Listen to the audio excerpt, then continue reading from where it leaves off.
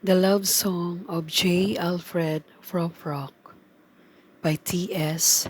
Eliot. Let us go then, you and I, when the evening is spread out against the sky, like a patient etherized upon a table. Let us go through certain half-deserted streets, the mattering retreats of breathless nights in one-night cheap hotels, and sawdust restaurants with oyster shells. Streets that follow like a tedious argument of insidious intent to lead you to an overwhelming question. Oh, do not ask, what is it? Let us go and make our visit. In the room the women come and go, talking of Michelangelo.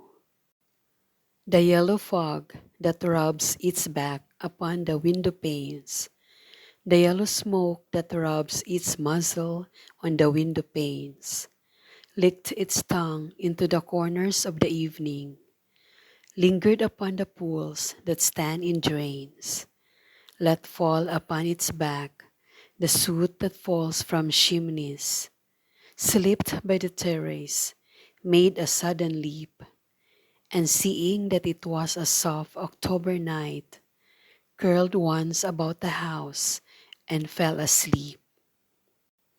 And indeed there will be time for the yellow smoke that slides along the street, rubbing its back upon the window panes. There will be time, there will be time to prepare a face to meet the faces that you meet.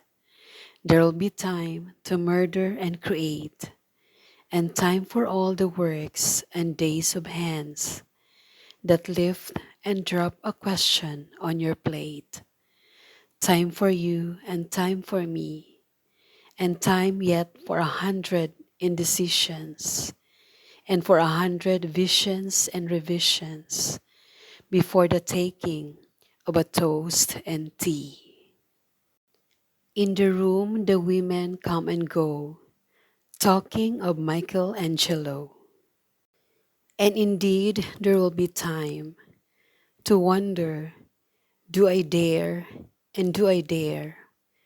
Time to turn back and descend the stair with a bald spot in the middle of my hair.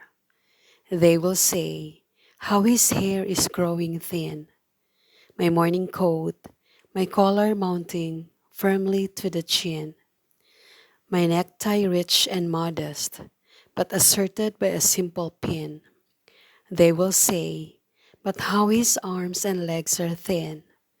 Do I dare disturb the universe? In a minute there is time for decisions and revisions, which a minute will reverse.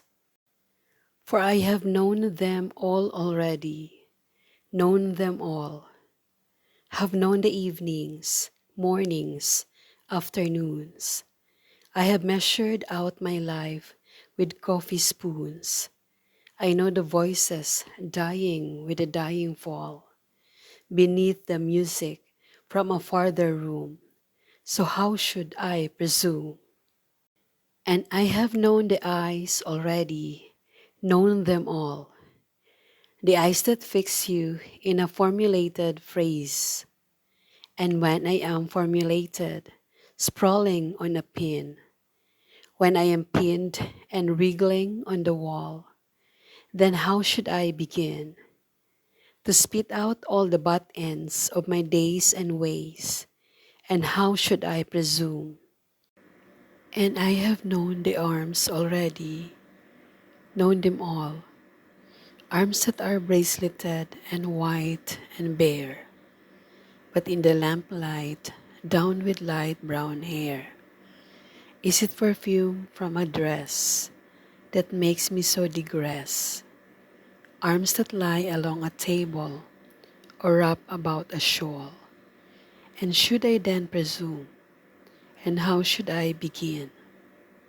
Shall I say I have gone at dusk through narrow streets and watched the smoke that rises from the pipes, of lonely men in shirt sleeves leaning out of windows. I should have been a pair of rugged claws scuttling across the floors of silent seas. And the afternoon, the evening, sleeps so peacefully, smoothed by long fingers, asleep, tired, or it malingers, stretched on the floor, here beside you and me. Should I, after tea and cakes and ices, have the strength to force the moment to its crisis? But though I have wept and fasted, wept and prayed, though I have seen my head grown slightly bald, brought in upon a platter, I am no prophet, and here's no great matter. I have seen the moment of my greatness flicker, and I have seen the eternal footman hold my coat and sneaker, and in short, I was afraid.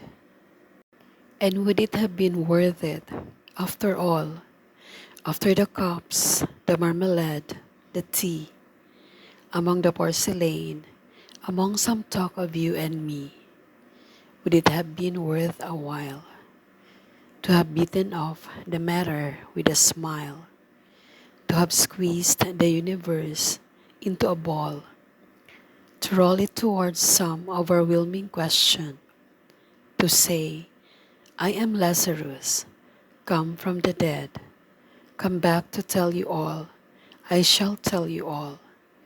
If one, settling a pillow by her head, should say, that is not what I meant at all, that is not it at all. And would it have been worth it, after all? Would it have been worthwhile?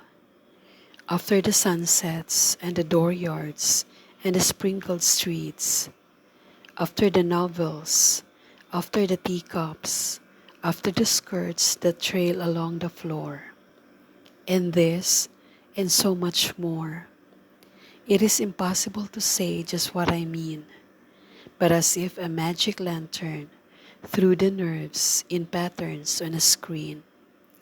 Would it have been worthwhile if one, settling a pillow or throwing off a shawl and turning toward the window, should say, that is not it at all, that is not what I meant at all?